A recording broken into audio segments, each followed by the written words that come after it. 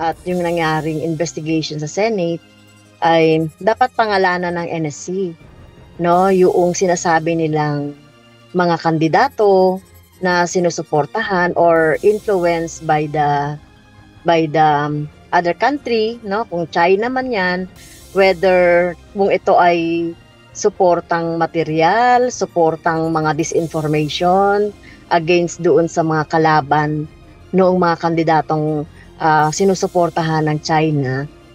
Kung si House Deputy Minority Leader, ACT Teachers Party List Representative Franz Castro ang tatanungin, dapat makapagsagawa ng malalimang investigasyon sa aligasyong panghihimasok ng dayuhan sa halalan ng Pilipinas. Ginawa ng kongresista ang pahayag matapos sabihin ni National Security Council Assistant Director General Jonathan Malaya na may mga indikasyon umano ng information operations ang Chinese state-sponsored entity sa Pilipinas. Layunin umano nitong panghimasukan ang paparating na midterm election sa Mayo. Samantala, hindi na pinatulan ng NSC ang hamon ng Makabayan Bloc Solon na pangalanan ng mga kandidatong suportado ng mga dayuhan. So I will not dignify those statements anymore from the Makabayan Bloc. It's really useless, and it's very disappointing for the National Security Council that the Makabayan Bloc itself is now parroting the same statements coming from Beijing. It is a disappointment to us. Gayunman, hinikayat ng opisyal ang Chinese Embassy sa Manila na ipaliwanag ang checking ibinayad nito umano sa isang marketing firm para sa mga tinatawag na keyboard warriors. Noong nakalipas na linggo, nabunyag din sa pagdinig sa Senado ang isang kontrata umano ng Chinese Embassy sa isang kumpanya para sa operasyon ng local trolls sa Pilipinas.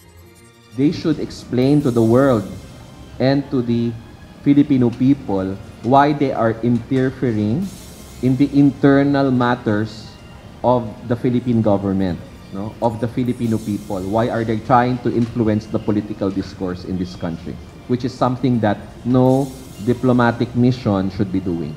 Posible namang ipatawag ng Senate Special Committee on Maritime and Admiralty Zones ang kumpanyang binayaran umano ng Chinese Embassy para sa operasyon ng troll farm sa bansa. Hindi natin kayang ipatawag ang Chinese Embassy kasi immunity yan. So, infinitos, nung huling hearing kasi, hindi nag-report yung head ng SEC.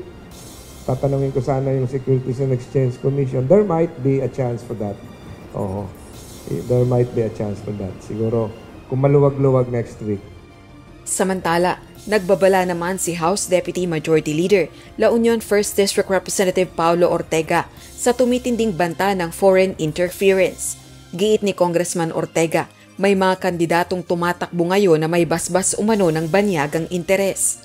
Dapat i-reject ang Team China sa paparating na eleksyon at isulong ang interes ng Pilipinas. Dagdag pa nito, may script umano na galing sa Beijing at may mga nagsusulong pa nito, kaya dapat anyang itakwil ito ng publiko. Kung ang kongresista rin ang tatanungin, dapat anyang makapagsampa ng kriminal na kaso at makapagpasa ng mas matinding batas laban sa foreign election interference. Ikinababahala naman ng palasyo ang isyu ng umano'y foreign interference at pinaiimbestigahan na ito. Rosa Licoz, UNTV News and Rescue. Diyos ang aming sandigan, serbisyo publiko ang aming pinahahalagahan.